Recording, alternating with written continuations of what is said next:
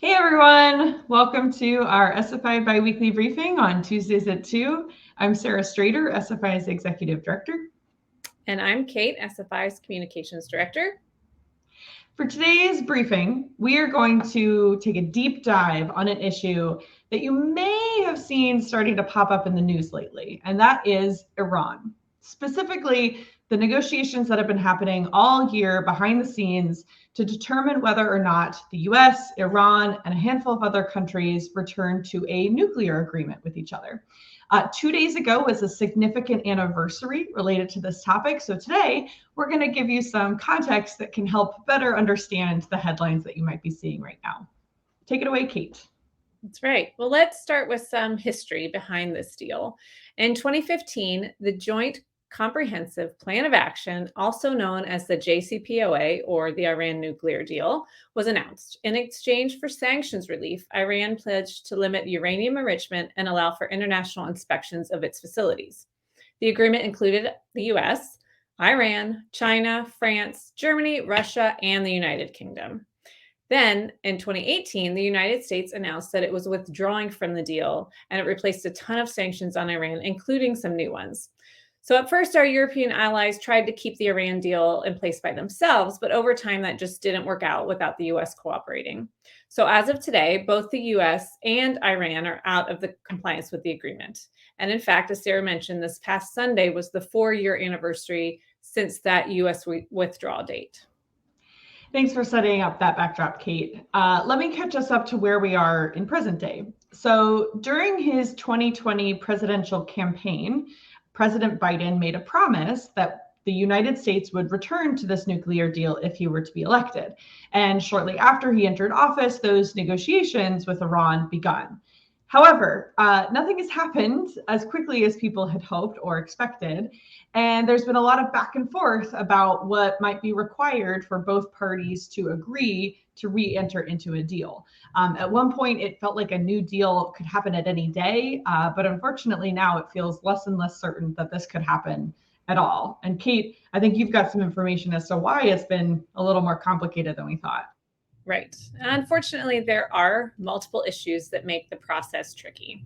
So, first of all, while this is supposed to be a deal that only focuses on nuclear issues, there are so many other topics that get thrown into the mix and ultimately block the path forward. For example, Iran's non nuclear militant activities in the region or various political prisoners on each side. A lot of people want all of those issues to get resolved under this one big deal, rather than allowing them to strictly focus on the nuclear threat to resolve this, to reach a new agreement. Second of all, by withdrawing from the JCPOA by ourselves, the US gave up a lot of leverage.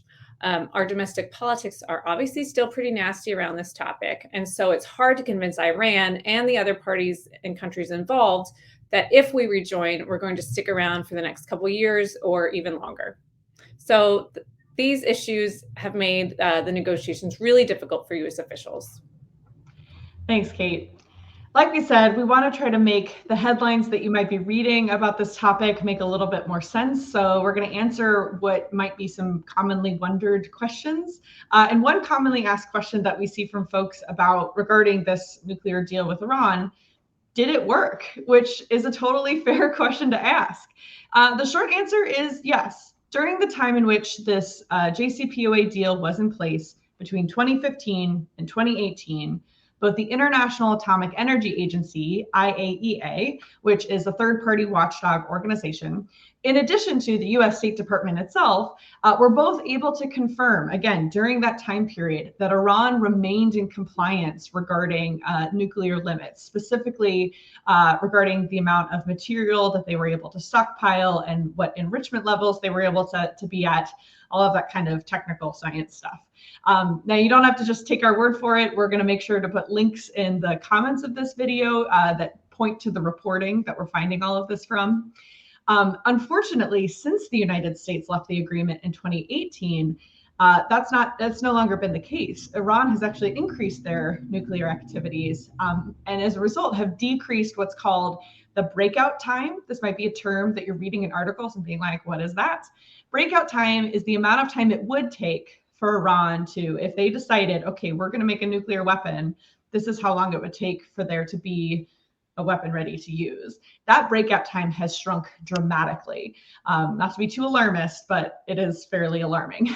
So again, we'll put a link to this reporting in the comments, but it just goes to show the contrast between, while under the deal, how relatively low nuclear activity was versus post withdrawing from that deal, how that has really changed the name of the game.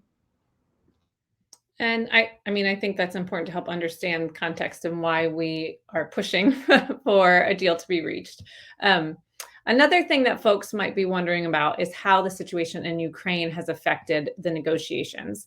At first, we thought Russia's invasion might completely derail the negotiations, like right then and there at the start. And because Russia is part of the deal, at first they came in and started demanding a ton of changes in order to make up for the fact that they're being sanctioned from most of the world right now. So they try to use it as a leverage point for themselves. Thankfully, those threats have mostly passed by now. So the only role the invasion ultimately played seems to be in delaying the outcome to the negotiations. Now I'm going to touch on one more commonly asked question right now, but please let us know if there is additional information or additional questions you have. Don't hesitate to reach out. We're trying to keep this short for today. But the final issue that we really wanted to touch on now is has to do with an acronym that you might be seeing, FTO. What's an FTO? So FTO stands for Foreign Terrorist Organizations. It's a label that the United States State Department puts on organizations that they know to be supportive of terrorist activities. And the purpose of the designation is to limit the amount of funding that those groups can get and the amount of flexibility they can have in traveling. Kind of makes sense, right? Now, in 2019, the United States put this FTO designation on the entire Iranian Revolutionary Guard, a group that's also referred to as the IRGC. I know we're throwing tons of acronyms at you, but if you're a military family member, chances are you're used to alphabet soup. So this FTO designation was put on the IRGC, which incidentally is part of Iran's government. And it is a part of the government that is known to support proxy military groups throughout the Middle East.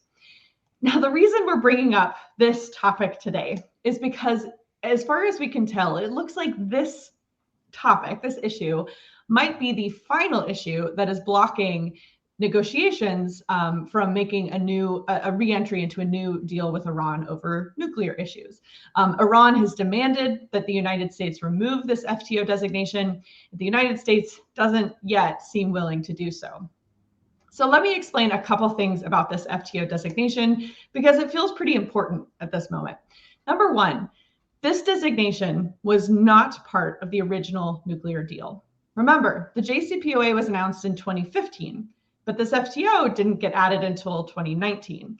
So this is one of those examples of something that Kate mentioned earlier, where non-nuclear issues are getting added into what are supposed to be nuclear-specific negotiations. And the second thing I want to note about this FTO thing is that removing this designation would not remove all limits that continue to be on the IRGC. Members and various subgroups of Iran's Royal Guard are still sanctioned or otherwise limited in their ability to travel internationally, separate from having this FTO.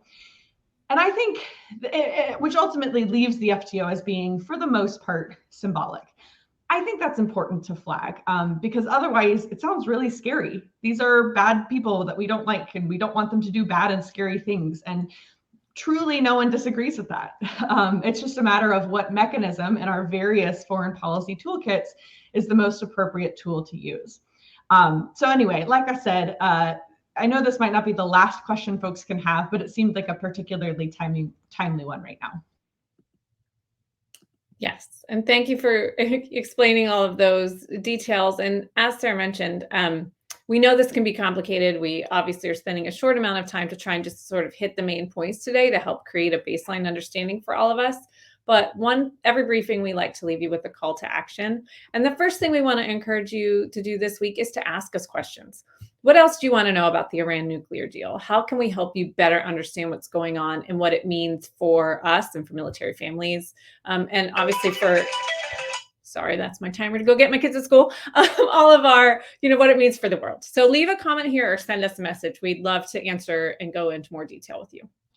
And one last final call to action before Kate has to bounce. Sorry. No, all good. It's just, we do want to encourage everyone to raise their voice on this issue. Specifically, the best thing that you can do to support a re-entry into a nuclear deal with Iran would be to call or email the White House and tell them to continue negotiations and push it over the finish line. While no nuclear deal or non-nuclear deal with Iran would be perfect, finding a diplomatic way forward with that country is our best shot at avoiding yet another war in the Middle East that could put our loved ones in uniform into harm's way. And gosh, I know I want that, and I'll bet a lot of folks in this audience here want that too.